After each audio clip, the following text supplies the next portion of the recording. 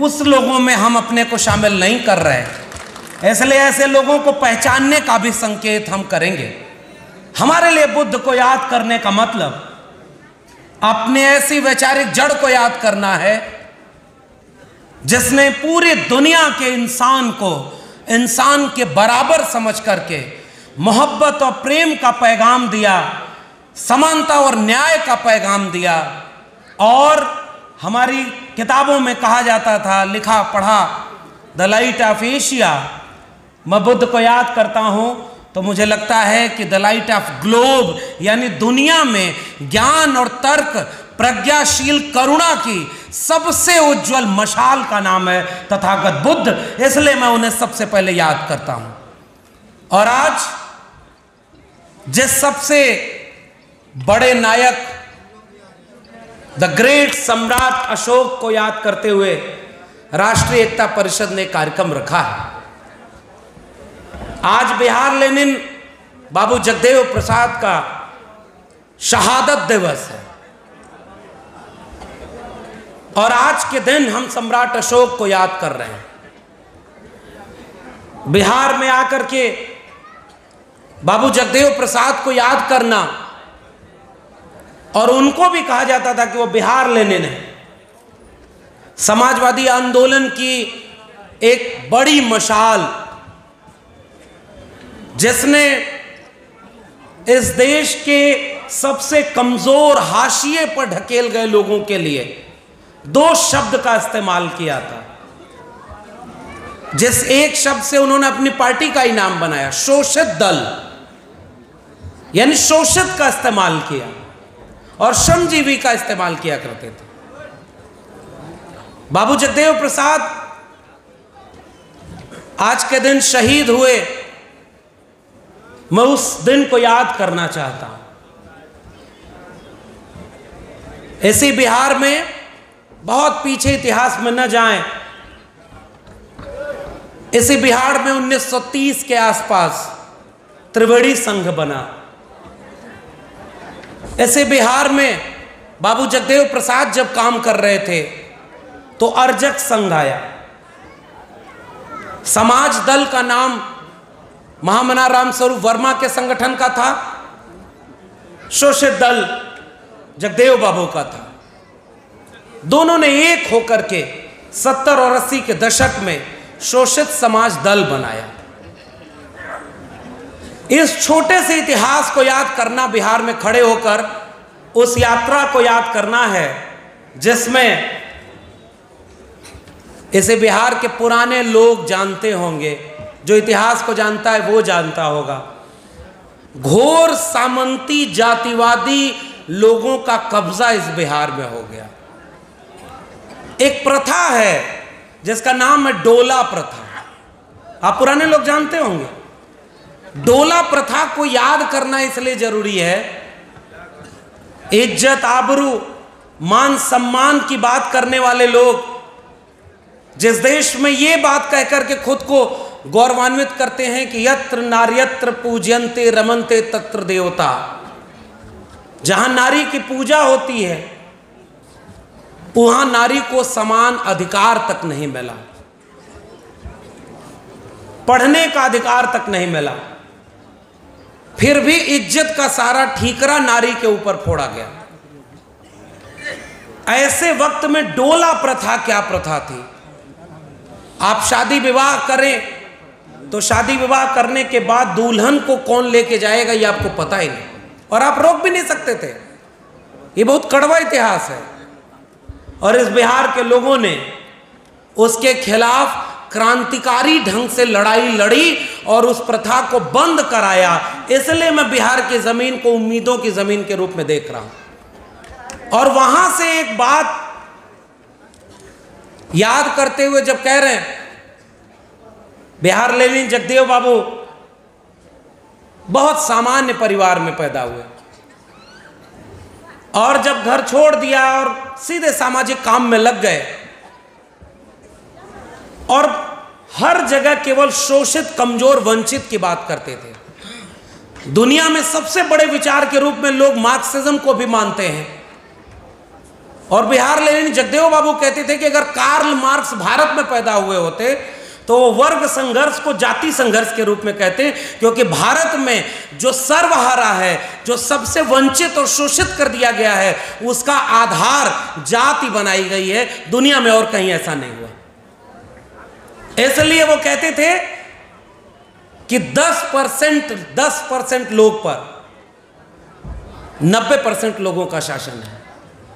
वो 10% लोग 90% के ऊपर शासन कर रहे हैं। तो त्रिवेणी संघ और अर्जक संघ का इतिहास पता नहीं अब बिहार में कितना जिंदा है। हमारा आज का विषय है मौर्यकालीन भारत, स्वर्णिम भारत का निर्माण क्यों और कैसे। तो अभी मौर्यकालीन पर आने के पहले, क्योंकि वो तो 2500 साल हो जाएगा, मेरा मन है कि जरा 50 साल पहले जो भारत था संघर्षों का, उसको तो याद कर लिया जाए। जितना संघर्षों से वो हासिल था वो अभी हमारे सामने लुट गया है। सीधी सी बात यह है। और उन लोगों ने जब लड़ाई लड़ी, शोषित समाज दल और अर्जक संघ की लड़ाई, त्रिवेणी संघ की लड़ाई, और त्रिवेणी संघ को बदनाम किया गया कि वो 3 जातियों का संगठन है। और याद है ना वो 3 जातियां कौन सी थी? इस देश में यह भी कहा जाता है कि ओबीसी लोगों का कोई आंदोलन ही नहीं रहा। और यहां राजा तो दुनिया में बहुत हुए। राजाओं का इतिहास अपनी प्रजा के शोषण का इतिहास है। कभी किसी राजा की तलवार प्रजा के शोषण में उठी तो जब भारत आजाद हुआ तो जितने राजघराने थे उनमें से अधिकांश की तलवारें अंग्रेजों के सामने उनके दरबार में गिरवी रखी हुई थी। तो राजाओं के इतिहास में हम एक ऐसे राजा को याद कर रहे हैं जिसने जब तलवार उठाई तो खून की नदी बह गई, और जब तलवार रख करके बुद्धिज्म का परचम उठाया तो मोहब्बत का सागर भर गया और उसने अखंड भारत का एक नया भारत बनाया। तो एक राजा है, उसको वैसे याद करेंगे। मैं इस देश में 2 ही राजा को राजा के रूप में याद करता हूं, एक सम्राट अशोक और दूसरे छत्रपति शाहू जी महाराज।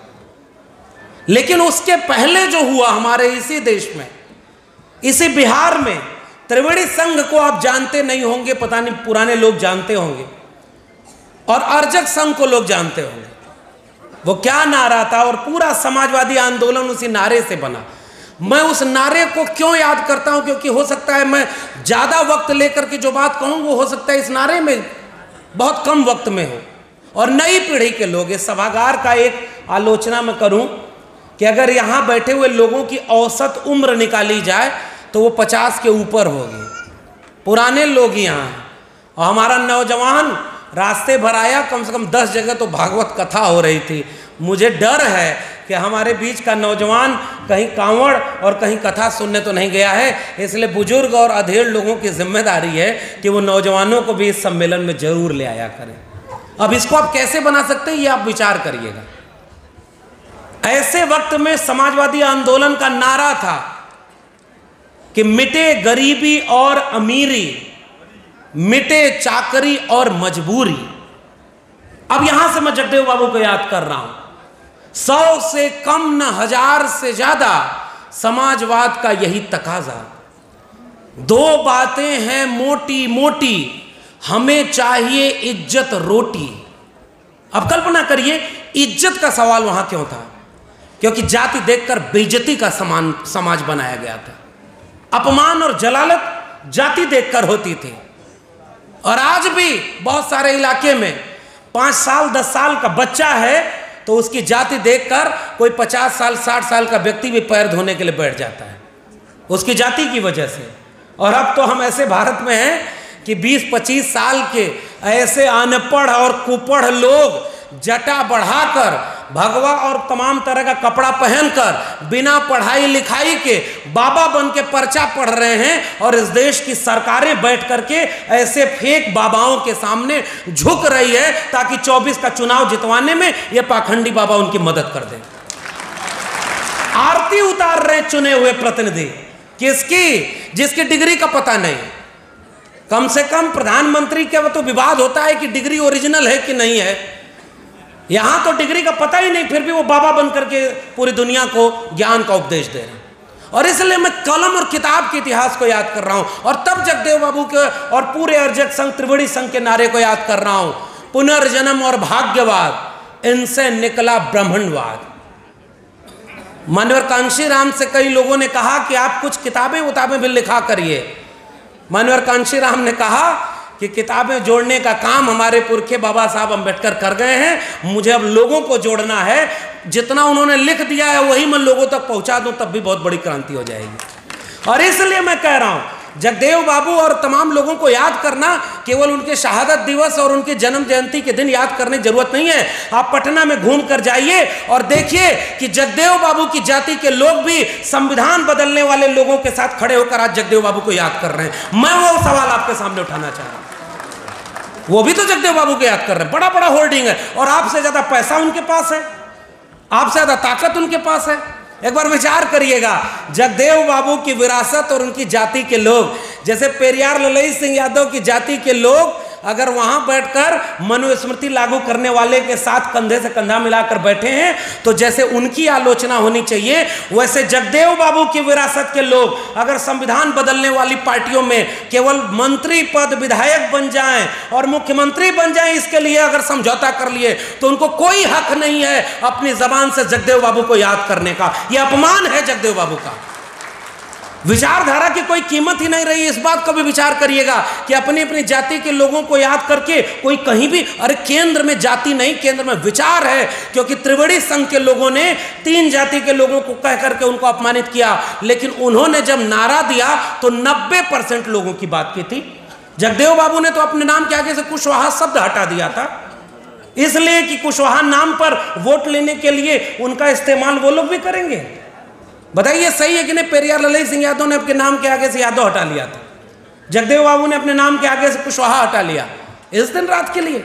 कोई आएगा और कहेगा कि पता नहीं किसके वंशज हैं हम। अरे हम कह रहे हैं कि अगर वंशज ही जोड़ना है तो जगदेव बाबू से लेकर कहो कि हम सम्राट अशोक के वंशज हैं, इससे बड़ा गौरव की बात और कोई है ही नहीं। कोई दूसरा वंशज आपका हो ही नहीं सकता। और तब उन्होंने 90% लोगों के लिए नारा दिया भाई जगदेव बाबू का कि पुनर्जन्म और भाग्यवाद, इनसे निकला ब्राह्मणवाद। ब्राह्मणवाद की क्या पहचान, गिटपिट बोले करे, ऊंची जात की क्या पहचान, गिटपिट बोले करे न काम, और छोटी जात की क्या पहचान, करे काम और मिले न दाम। जो समता, जिसमें समता की चाह नहीं, वह बढ़िया इंसान नहीं। समता बिना समाज नहीं, बिन समाज जन राज नहीं। ये किसने लिखा था? आपके इतिहास में ये बात थी। और तब जगदेव बाबू का सबसे प्रिय नारा, मैं केवल इतनी बात आपको याद दिलाने आया हूं। समाजवादी आंदोलन में एक नारा लगा कि सन सोपा ने बांधी गांठ, पिछड़ा पावे 100 में 60। जगदेव बाबू और रामस्वरूप वर्मा तो लोहिया जी से नाराज हो गए थे, अलग हो गए थे। पुराने लोग इतिहास जानते होंगे। उन्होंने कहा कि सन सोपा ने बांधी गांठ, पिछड़ा पावे 100 में 60 आप कह रहे हो और टिकट दे रहे हो उनको। अब इससे ज्यादा नहीं बोलूंगा, राजनीतिक बात समझदार लोग समझ जाएंगे। तब जाकर के उन्होंने क्या नारा दिया कि 100 में 90 शोषित हैं। यही विचार, यही केंद्र में मेरे हैं। हम अपने अपनी जाति के लोगों के नायक बना करके उनको पूजेंगे। और मैं तो शुक्रिया अदा करता हूं इस मंच का, कितना खूबसूरत गुलदस्ता बनाया है। हर विचार और हर तरह के लोग जब एक मंच पर खड़े होते हैं, तब यहां से वो पैगाम होता है जो वाकई ऐसे नायकों के साथ सही श्रद्धांजलि है। उनको सही तरीके से याद करना है। समाजवादी आंदोलन का नारा केवल पिछड़ा पावे 100 में 60 था, और जगदेव बाबू का नारा क्या था? 100 में 90 शोषित हैं, और शोषितों ने ललकारा है धन धरती और राजपाट में 90 भाग हमारा है, 10 का शासन 90 पर नहीं चलेगा, नहीं चलेगा। यह नारा जगदेव बाबू का था। जगदेव बाबू अपनी जाति के नेता नहीं थे। जगदेव बाबू 90% लोगों की बात करते थे। और क्या कहते थे? जो भी हाथ से श्रम करता है ना, मेहनत करके जीता कमाता है, वो सब 90% शोषित में आता है, श्रमजीवी में आता है। और आज हम सब जातियों में बंट गए और अलग अलग जातियों की पॉलिटिकल पार्टियां बन गई हैं। पॉलिटिकल पार्टियों का आपकी जाति का नेता आपका वोट ले जाएगा, उनकी जाति का नेता उनका वोट ले जाएगा, और उसको एक जगह पद नहीं मिलेगा तो पार्टी बदल के दूसरी तरफ चला जाएगा। ये भी तो बात सच्चाई यहां से कहनी है। आज अगर जगदेव बाबू होते तो क्या कर रहे होते? क्या जगदेव बाबू ये देख करके खुश हो रहे होते कि जिस समाज को 90% कहने की बात कही थी, मानवर कांशीराम 85% जोड़ते थे, आप उसको और बढ़ा के 90% कर लीजिए। वो 90% समाज तो आज जातियों में बटा हुआ है, और केवल मंच पर यह अफसोस कि हम इतने संख्या में 90%, और शासन कौन कर रहा है? शासन वो कर रहा है जो सम्राट अशोक के चिन्ह, अशोक स्तंभ को और उनके जो प्रतीक हैं, जो धम्मचक्र प्रवर्तन का चक्र है, उसको भी आज खतरे में डालकर इस देश का संविधान बदलना चाहता है। इसलिए सम्राट अशोक के वारिसों, आपके सामने सबसे बड़ा खतरा आपके इतिहास को मिटा देने का है। और वो भी एक कैसे लोगों के साथ काम कराया जा रहा है जिसको कहा जा रहा है कि वो भी तो ओबीसी हैं। और अगर ये खतरा इस मंच पर डिस्कस नहीं होगा तो जयंती मनाकर कल आप वापस लौटोगे तो अंत में होगा क्या? 2024 का चुनाव आखिरी चुनाव है, केवल इतनी पॉलिटिकल बात करने आया हूं। आखिरी चुनाव है, उसके बाद सिलेबस बदल दिया जाएगा, इतिहास की किताबें बदल दी जाएंगी, और यह बदल के पढ़ाया जाएगा कि सम्राट अशोक भी सबसे बड़े हिंदू थे और वो हिंदू राष्ट्र बनाना चाहते थे। हम उनका अखंड भारत बनाना चाह रहे हैं। यह खतरा हमारे सामने साफ तौर पर है। अगर सिलेबस बदल दिया, एजुकेशनल इंस्टीट्यूशन खत्म कर दिए, तो नई पीढ़ी के लोगों को एक दिन किताब में पढ़ाया जाएगा कि चंद्रयान 3 इसलिए कामयाब हुआ था क्योंकि उस समय जो राजा था वो चंद्रयान को उठाकर ले गया और वहां चंद्रमा पर रख के वापस चला आया और 56 इंच की छाती चौड़ा करके कहा कि मैंने ये काम किया है। ये सीधे सिलेबस में लिखा जाएगा। अगर विश्वास ना हो तो हरियाणा और महाराष्ट्र 2 जगह की किताबों का मैं रेफरेंस देकर जा रहा हूं। सिलेबस बदल दिया जाएगा, और सिलेबस बदल दिया जा रहा है, और आपके लोगों को कलम और किताब से दूर कर दिया गया। कलम और किताब अगर खतरे में आ गई तो फिर तो आपको कुछ बचेगा नहीं। अब आइए कैसे? जगदेव बाबू को याद करने का मतलब क्या है? जगदेव बाबू ने कहा कि 90 लोगों को बराबरी का हक मिलना चाहिए। आज 90 लोग जगदेव बाबू होते आज, तो जगदेव बाबू सबसे आगे खड़े होकर कहते, इस देश के किसान, इस देश के नौजवान, इस देश के मजदूर, इस देश का पीड़ित, शोषित, वंचित महिलाएं, अब की सावन भादो में गोरी कलैया। अरे भाई, पुराने लोग, आप लोग नारा नहीं सुने क्या? हम तो आप लोगों की जितनी उम्र होगी, हमारी जितनी उम्र है उतना तो आपने संघर्षों में जिता दिया है। तो हम तो बहुत सामान्य छोटे लोग हैं, और जो उन्होंने लिखा पढ़ा है वही बोल रहे हैं। उस नारे का क्या हुआ? सीधे से मेरा सवाल है, उस नारे का हुआ क्या? जगदेव बाबू केवल ऐसे ही महापुरुष हैं कि जयंती पर याद कर लें, और उनका विचार कहाँ गया? और उस विचार का जो तेवर था, उस तेवर को याद करिए। और वो आज का ही दिन रहा होगा। मैं गया हूं उनकी अपनी सरजमी कुर्था हो या उधर जहानाबाद का पूरा इलाका, जगदेव बाबू किसानों का आंदोलन कर रहे थे। साजिश करके उनको मारा गया, साजिश करके उन्हीं के आसपास रहने वाले लोगों को उनके खिलाफ इस्तेमाल किया गया। और इतना जलील तो कोई और नहीं हुआ होगा जितना अपमान इस देश में जगदेव बाबू का किया गया। और जब पानी मांगने पर उनके ऊपर पेशाब किया गया तो मुझे लौटकर वो बात समझ में आई कि प्रकृति में कहीं भी अगर जगदेव बाबू होंगे तो उस दिन भी रोए होंगे जिस दिन वो इतिहास दोहराया गया और मध्य प्रदेश के एक आदिवासी के ऊपर एक वैसे ही व्यक्ति ने उसके ऊपर पेशाब किया। ये भारत कहाँ बदला और किसके लिए बदला है, ये सवाल आज यहाँ से पूछना जरूरी है। जिनके लिए जगदेव बाबू लड़े उनको मिला क्या आज तक? जितना मिला है वो हम सारे लोग खड़े हैं। और इसलिए केवल उस इतिहास को याद करके मैं आपके सामने गुजारिश करना चाह रहा हूं। और वो गुजारिश केवल इस बात की है कि जब समुद्र लांघना हो ना तो नदियों की लंबाई नहीं नापी जाती। सीधी सी बात है, जगदेव बाबू एक समुद्र का नाम है। तमाम जातियों की नदियां जाकर एक सागर में मिल जाती हैं, तब कोई फूले, अंबेडकर, पेरियार और जगदेव बाबू और रामस्वरूप वर्मा बनते हैं। उनको अब जातियों में बांटे तो हम सब बंटकर खत्म हो जाएंगे। इस बात को याद रखना होगा। इसे मैडम ने वो नारा सारा याद दिला दिया, इसलिए मैं दोहराऊंगा नहीं। लेकिन ओबीसी समाज से आता हूं, इसलिए एक चेतना जगाने की कोशिश हम कर रहे हैं कि आज सबसे ज्यादा इस देश में अपना हक, अपना अधिकार सब लुटता हुआ देखकर अगर खामोश कोई है तो वो इस मुल्क का ओबीसी समाज है। सीधी सी बात है। और ओबीसी समाज को पहला कमीशन बना काका कालेलकर कमीशन, उसने कहा कि जाति जनगणना होनी चाहिए 1931 के बाद।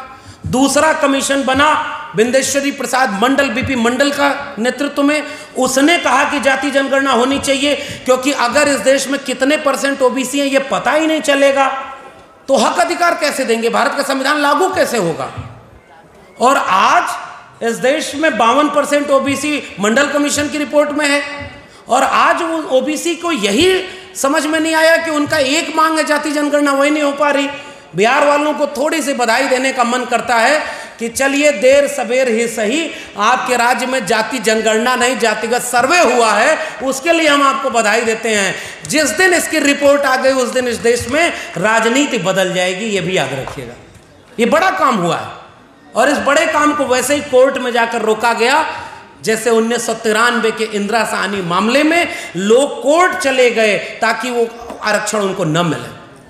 और उस मंडल कमीशन को लागू करने के लिए मान्यवर कांशीराम ने रैली की और नारा लगाया था कि मंडल कमीशन लागू करो वरना कुर्सी खाली करो। अगर ये इतिहास हम अपने बच्चों को, अपनी पीढ़ी के लोगों को नहीं बताएंगे कि मान्यवर कांशीराम ओबीसी नहीं थे, लेकिन मान्यवर कांशीराम के सपनों के भारत में एससी, एसटी, ओबीसी, माइनॉरिटी सब थे, इसलिए मंडल कमीशन लागू करने के लिए आंदोलन करने में मान्यवर कांशीराम भी समाजवादी नेताओं के साथ खड़े थे। यहां हमारे जोड़ने का सूत्र मौजूद है।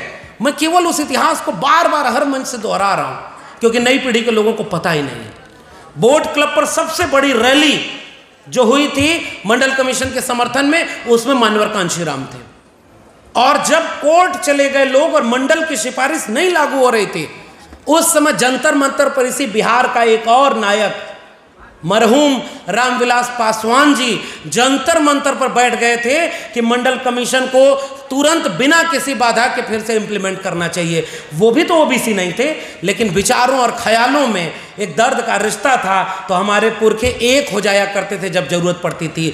आज जब संविधान ही लुटने की कगार पर है और अगर हम एक न हुए तो किस बात का हम अपने नायकों को याद कर रहे हैं? क्या इस देश में अब तक कोई बाबा बोलता था कि इसे हिंदू राष्ट्र बनाना है, संविधान बदलना है? कोई दोयम सेकेंडरी लेवल का नेता बोलता था?